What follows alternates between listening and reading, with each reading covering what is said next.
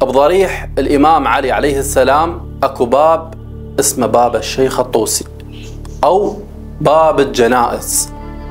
هذا الباب تشوف الناس يوميا جاي ترحل، يوميا تموت من مختلف المناطق، من مختلف المحافظات، من مختلف بقاع الأرض. الناس يوميا جاي تودع هذا العالم، كل واحد وجنط أعماله وياه. فهذا المكان عبارة عن مطار يسفر الناس العالم لا عودة فيه. زين، تشوف الناس الموجودة بهذا الشارع، هذا اللي فاتح مطعمه، هذا اللي فاتح محله، هذا اللي يبيع، ذاك اللي يشتري، هذاك اللي يصيح، ذاك كذا، ذاك اللي متونس، هذا اللي قاعد يترفه. فتشوف الناس في غفلة. احنا عايشين حياتنا مسألة طبيعية، لكن لو واحد شوية يتدبر بهاي الأموات، يقول لو كان هذا موجود هسه، موجود فوق جنازته، شنو كان يصيح؟ لو كنت أنا أسمعه شنو كنت أسمع منه؟ شنو يقول؟ بشنو يوصينا؟ اللي إجاء الموت غفلة فجأة وسفره من هذا العالم. فرسالتي يا أخواني الكل شاب، خلي يتباوع وراه. ايش قد عمرك؟ 20 سنة؟ 25 سنة؟ 30 سنة؟ تباوع لهذا العمر اللي أفنيته. أنت بالطريق الصحيح؟ لا، وألف لا. وهاي الأكثرية من الناس تقصير مع أنفسنا. أنا لا صلاة، لا عبادة، لا توجه إلى الله، لا كلمة طيبة، لا مؤدي حقوق الناس، لا حقوق أهلي، لا كذا. فهواي عندنا تقصير. فكون واحد يلتفت لهذا العمر. زين، والحل؟ الحل شنو الحل؟ إذا أنا هذا عمري كله مخربط، الدنيا، شيطان، نفسي، كلها جاي تاخذني لغير طرق، كلها جاي تبعدني عن الله سبحانه وتعالى. الحل شنو؟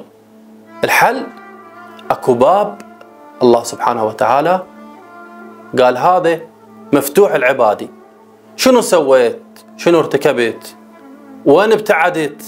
هذا الباب يرجعك ويطهرك ويحفظك، وهو نجاة في الدنيا والآخرة. شنو هذا الباب؟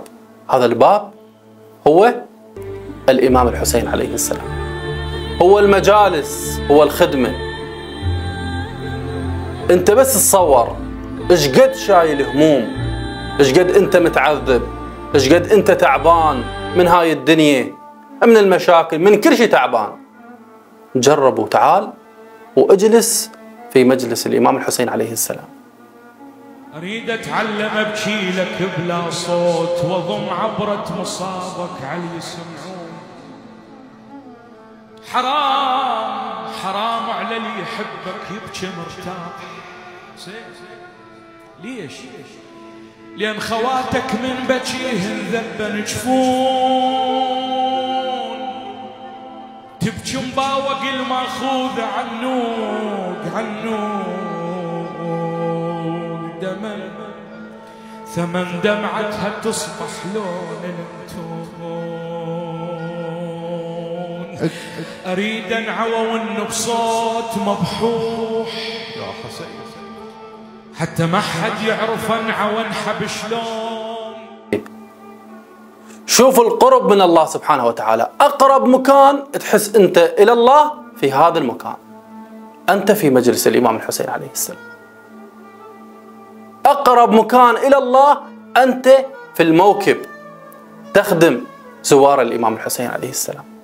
فمن هاي اللحظة قبل ما يدركك الموت تنتبه وتقعد من هاي الغفلة وتشوف نفسك وين، لا يجيك الموت فجأة وما يفيدك شيء بعد، لا أهل ولا أصدقاء ولا أنثى ولا حتى الدنيا بكبرها. فما عندنا شيء بهاي الدنيا بس الحسين عليه السلام.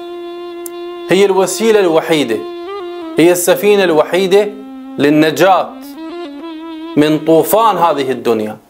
أنا أحكي بهاي الطريقة، أريد أدخل لقلبك، أنا أريدك تنتبه أنا أريدك تقعد من هاي الغفلة، أريدك تتوجه للإمام الحسين عليه السلام. من هاي اللحظة قرر ترجع، مثل ما أنا قررت أرجع.